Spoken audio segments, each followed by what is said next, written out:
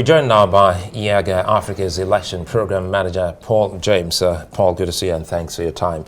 Well, too late, as some would say, but again, it's, well, pretty much understandable for us to start this earlier.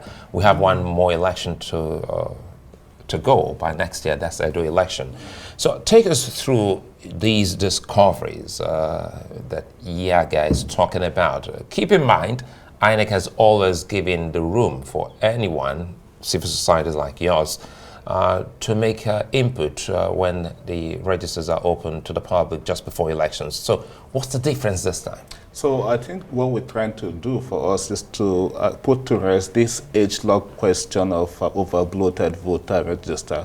People have different shades of opinion about it. Some feel people are speaking from the point of not understanding the INEC's process, and others feel strongly that because elections are centered around the number of persons on the register, and it could be blowing up the register just so they are getting more money from the government. So we thought if these processes are open to the public, Sorry, quickly, that's an opinion by some people, not by YIAGA. Not by YIAGA. So we want to, we thought if we're able to bring this up with the public, I mean a public discussion like this, in some sense it will also help to improve the integrity of the process. That's on the part of INEC. If INEC will come clean to tell Nigerians what truly is the situation with the voter register. Why are we bringing this question up? If you recall, the last time that Nigerians had a fresh voter register was in 2010-2011 by the keynote speaker today, Professor Jegas-led INEC. And since then, what we thought has been happening is that INEC has only been adding numbers to this register without necessarily taking off people that are dead and all of that from the register. So that's what's giving the sense that it could have been over-bloated. For us at YIAGA, we made an attempt actually in 2019 to take a deep dive into the registered voters in Kogi and also in Bayelsa.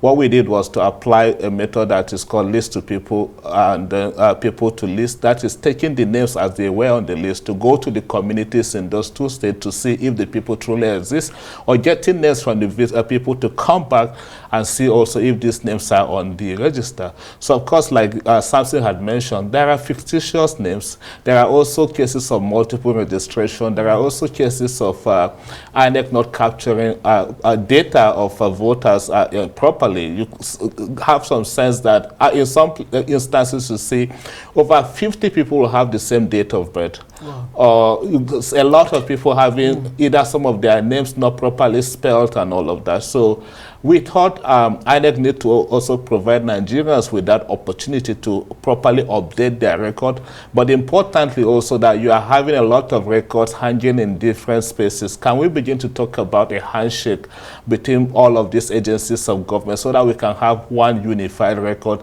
as it's obtainable in other countries? For instance, if you go to countries like Rwanda, like South Africa, in fact, I was there for this study in 2014, and back at, in 2014, what I gathered was that they have this central record from which I mean, even from birth, there is this registration at birth. And once the person is approaching 18, the person is then informed that they are eligible to now go register. So there is one single source of truth for the country. And so we're also saying, can we begin to look towards that direction in Nigeria? Right. It definitely, I mean, it's a lot of logistics, but just like you said, there is a fundamental truth that, you know, a pool that the whole country can actually, you know, take advantage of. Unfortunately, we don't have that now. Where do we really start from to ensure that, you know, the voter register really has that integrity that is needed? The first place to start is from INEC. Every year they display the list of voter register, and then every year some persons will raise concern. I know there are also some fundamental issues that we need to also grapple with. Some like are even constitutional. Yeah. For instance, if you have persons that are, if you are able to identify dead people on the register, for instance, you need to provide a proof that the person is dead. And then what INEC had done in the past that we were aware of is the fact that they rely also on this newspaper adverts for people that are dead. But now people don't do that anymore. Or even if they do, you find that the numbers have dropped from what used to be in the past. So it's also also very, very challenging and difficult for INEC to be able to do that. So can we begin to look at other agencies that are doing this? For instance, what we also have discovered today is that if you think about imams, if you think about the churches, pastors, and the likes, if people died, they go to pray for them. If people are born, if there are celebrations, they go to pray for them. Perhaps we could begin to rely on this sort of secondary records to bring, assist INEC in also their efforts at cleaning up the register. What we strongly believe is that, each time you make heavy investment in our elections, the output is always struggling. And you're also thinking of legislation. YIAGA thinking of legislation, because this goes beyond INEC listening to you now. We're all Nigerians. We understand how it works in Nigeria.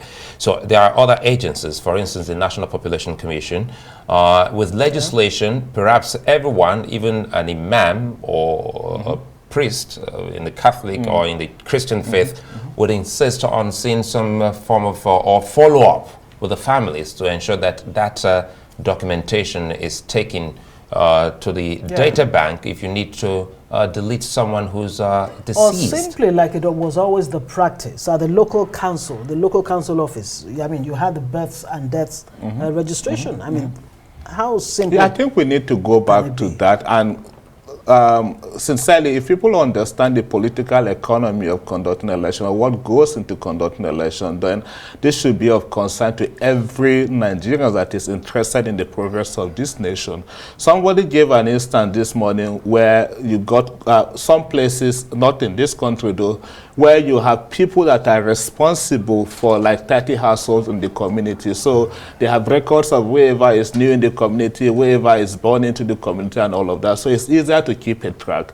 And for instance, even this conditional cash transfer that is happening, what I gathered now is that there is a way that the government is also working with the community leaders to identify the poorest of the poor. It implies even at that level, truly people want to help the process, want to help INEC and even Nigeria, we can also adopt that method, that we want to go from that lower level to begin to identify who is dead, for instance. But beyond that also is that we also had observed there are fictitious names. There are also concerns that there are people that could not be, that are likely not Nigerians on the register. You heard from the immigration person that they were able to identify some people the last time. But again, we don't know whether this is... bloating. Sorry to butt in there.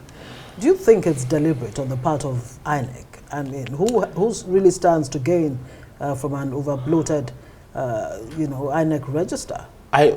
We want to see how that could also be corrected, because I strongly also don't believe that the register may be over-bloated. People may be speaking from the point of assumption because they don't know. So what is important is to just adopt what we see in other countries. For instance, in Kenya, before every national election, KPMG audits their register.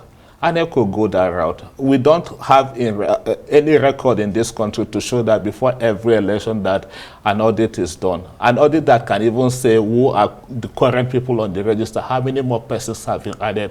All we keep getting close to every election is either giving us fresh numbers of people. At the moment, we are at 93 million. And it's looking like one of the most reliable data bank you could have in the country. So if that is what we have as a nation, can we do a proper job of ensuring its own integrity? That's what we're saying today.